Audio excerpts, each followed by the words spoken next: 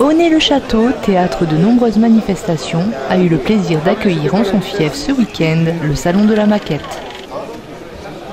Des centaines de passionnés ont ainsi foulé la salle des fêtes.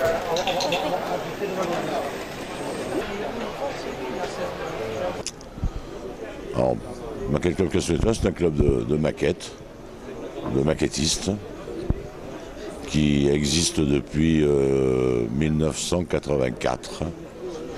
Donc on fêtera ses 30 ans l'année prochaine. Hein? Qu'est-ce qui les motive? D'abord de faire leur bricolage, leur passion, et en plus l'ambiance, le rassemblement de copains. L'amitié, c'est ça qui les motive. Avant tout, on est venu voir des amis de longue date et ça nous a fait très plaisir.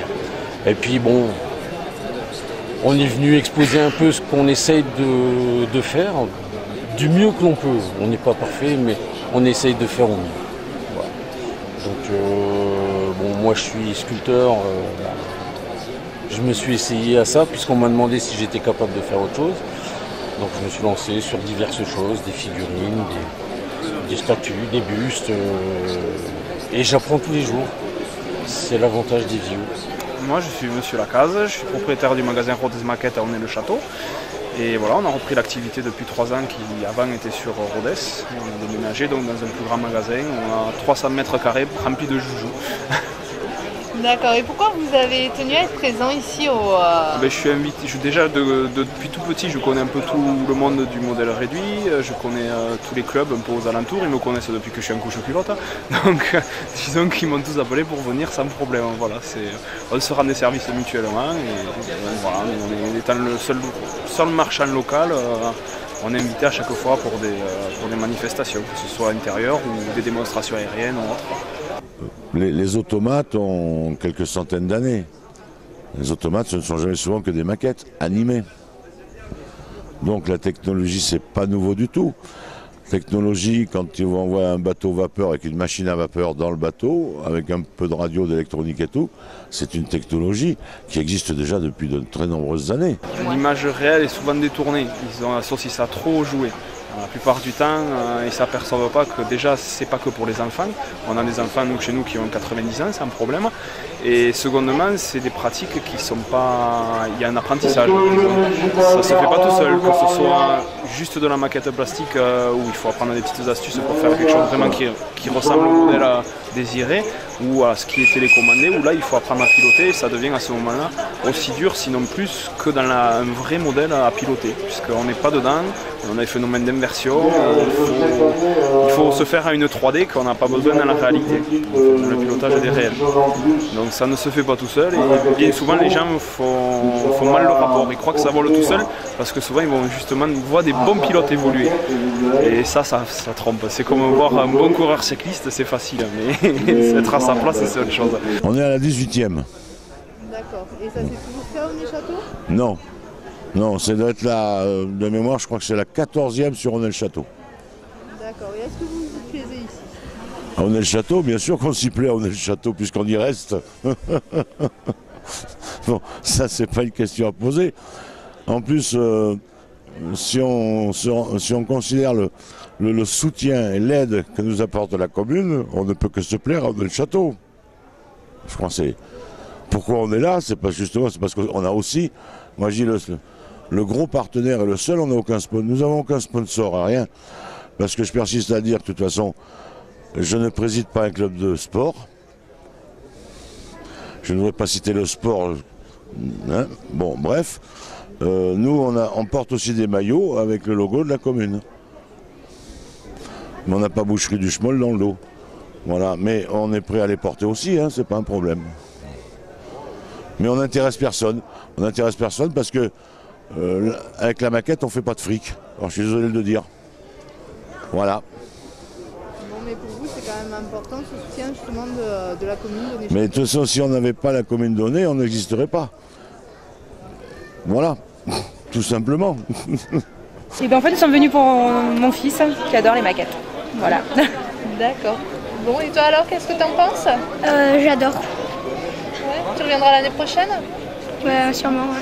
Alors, en gros, le Taj Mahal, 1200 heures, en gros. Notre-Dame de Paris, 1500 heures. Après, vous avez le Tower Bridge là-bas, je crois que c'est 1200 heures. Hein. D'accord, c'est carrément du travail d'orfèvre, voilà, à ce niveau-là. Ben, disons que c'est la passion qui nous fait faire ça. Hein. S'il n'y avait pas la passion, on ne pourrait pas arriver à ce niveau de faire le Taj Mahal, de faire ce qu'on fait.